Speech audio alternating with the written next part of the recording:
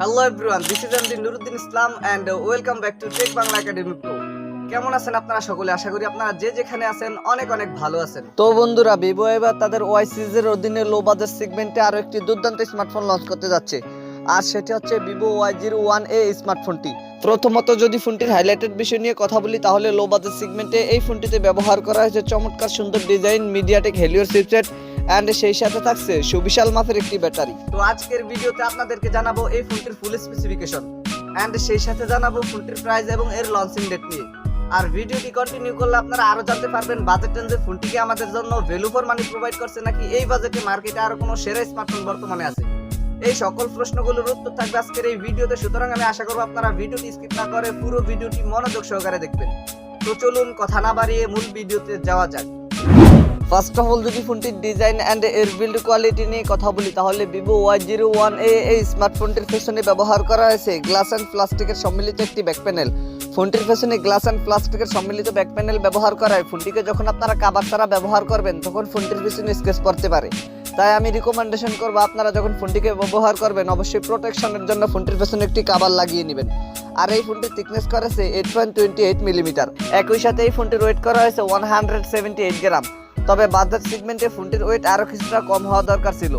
এই ফোনটির রিয়ার প্যানেলে আসলে আপনারা একটি ক্যামেরা বাম্পার মধ্যে পেয়ে যাবেন সিঙ্গেল ক্যামেরা সেটআপ, আর ফোনটির ফ্রন্ট পার্টে আসলে ফুল ভিউ ডিসপ্লের মাঝখানে থাকছে একটি you shape notch camera setup.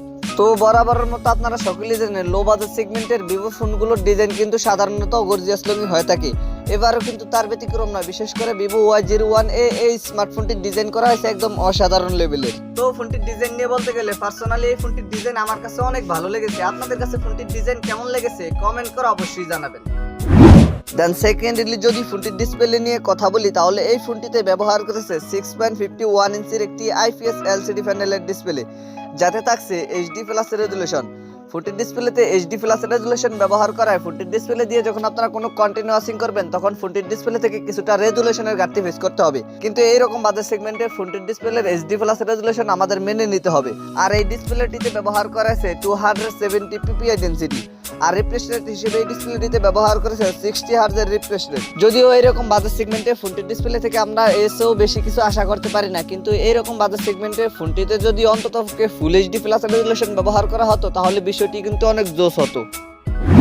ফোনটির ক্যামেরা সেকশন নিয়ে কথা বলতে গেলে এই ফোনটির রিয়ার প্যানেলে ব্যবহার করেছে একটি ক্যামেরা, যেটি হচ্ছে 8 মেগাপিক্সেলের। তবে ফোনটির রিয়ার ক্যামেরা সেকশনে অন্ততপক্ষে 2 মেগাপিক্সেলের আরও একটি আল্ট্রাওয়াইড সেন্সর ব্যবহার করা অতীব জরুরি ছিল। ফোনটির রিয়ার ক্যামেরা দিয়ে আপনারা সর্বোচ্চ ভিডিও শুট করতে পারবেন 1080p 30fps রেজুলেশনে। আর সেলফি ক্যামেরা হিসেবে ফোনটিতে ব্যবহার করেছে 5 মেগাপিক্সেলের একটি ক্যামেরা। ফোনটির সেলফি ক্যামেরা দিয়েও আপনারা সর্বোচ্চ ভিডিও শুট করতে পারবেন 1080p 30fps রেজুলেশনে।